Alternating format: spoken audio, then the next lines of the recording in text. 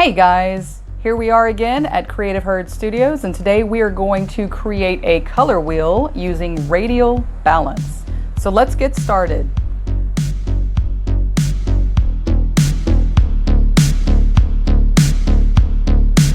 All right, we need to talk about our objectives. Remember, we always have to have objectives. It's really important for you to know why we're doing the artwork and what you're going to learn. In art class, we do have TEKs, and a lot of these TEKs cover the elements and principles of art. So for our first objective, we're going to talk about symmetry. In particular, we're going to talk about radial symmetry. It's a very specific type, and that falls under the principle of balance. So we're going to take a look at that, and you're going to learn about that. All right, let's look at balance. Balance refers to the overall distribution of visual weight in a composition, and a well-balanced composition feels comfortable to look at. Asymmetrical balance does not have any kind of line of symmetry in it. One side does not look like the other, but it still feels balanced. Symmetrical balance, on the other hand, has a line of symmetry where one side mirrors the other. Radial balance is what we're going to focus on. There's lots of lines of symmetry in radial balance that stem from a central point, and that's what we're going to use. Your second objective that you're going to learn today is going to deal with the color wheel. You are going to learn the color wheel basics, the primary colors, the secondary colors, and your basic color mixing. So let's take a look at the color wheel. I'm going to show you a color wheel up in my little box over here, and you'll get to see what that looks like. Okay, we have one in class, but if you're at home, let's take a look at what a color wheel looks like. So you're going to start off with your primary colors, and for our class, the primary colors are red, yellow, and blue. These are the three colors that we cannot make by mixing other colors together. Red, yellow, and blue, you have to kind of start with those colors. You have to have items that are already those colors to create that. You do have different color wheels depending on what you're using. If you're talking about mixing light, it's a little bit different. If you're on a computer screen, it's a little bit different. But when we're talking about traditional art, we're going to stick with the primary colors of red, yellow, and blue. So here we have our primary colors. Now, to create your secondary colors, you have to mix one primary with another primary color.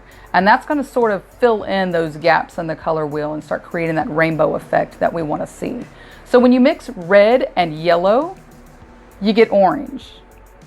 When you mix yellow and blue, you get green. And when you mix blue and red, you get violet. So those are your three secondary colors: orange, green, and violet. And just as kind of a tip, violet and purple are the same thing. They're not two different colors. They are the same color, just a different word. I like to use the word violet because then when we take it to the next step with tertiary colors, you have red violet and blue violet. That sounds right to me. But if you say red purple and blue purple, that doesn't sound right to me. So I like to just use the word violet.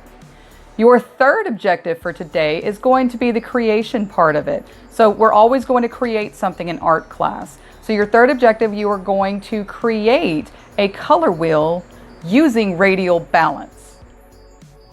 Let's talk about the materials we're going to need for this project. First thing you're going to need is a piece of square paper.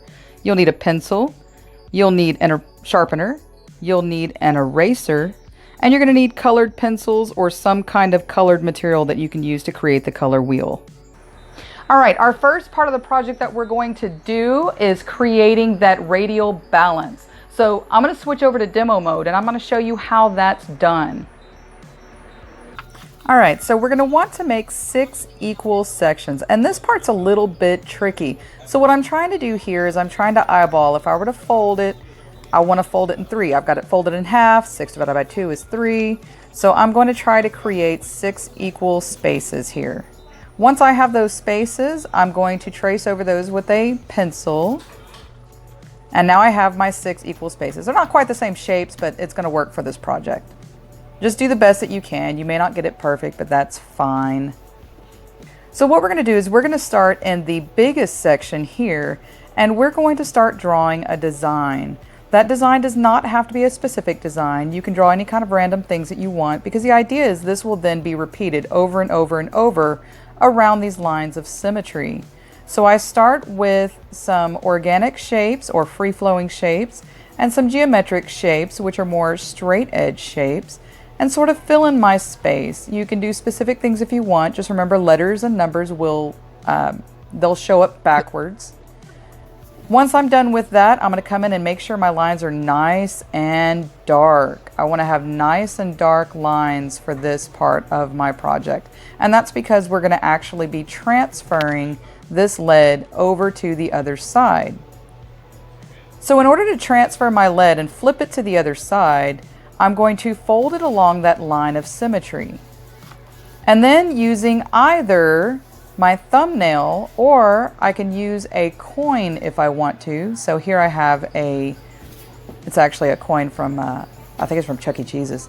So we're going to use this coin and we're going to press firmly on the back side. You can use any kind of hard object that you have, and that will transfer the lead over, and you can see a little bit of that transferred lead. Now we are going to have to eventually trace over it. So I'm going to do that one more time here. I'm going to go ahead and flip that. That's why I want nice dark lines so that we have enough lead to transfer. And then I'm going to need to trace over those lines again. So here we're going to trace these lines and make sure again that they're nice and dark. Speed this up so that we can go through it quicker. There might be some extra empty spaces and you can just fill those spaces in. So now we're going to take this and we're going to fold it all the way over, and we're basically going to do the same thing. We're going to use that line of symmetry and we're going to use our coin, and we're just going to hit up all those shapes at one time with our coin. So that's going to make it a little bit easier for us to do. And there you have it, all that transferred. I'm going to use the rest of this time now to go over all of those lines and make sure that they are crisp and clean. And once I have done that, you'll see the radial balance show up.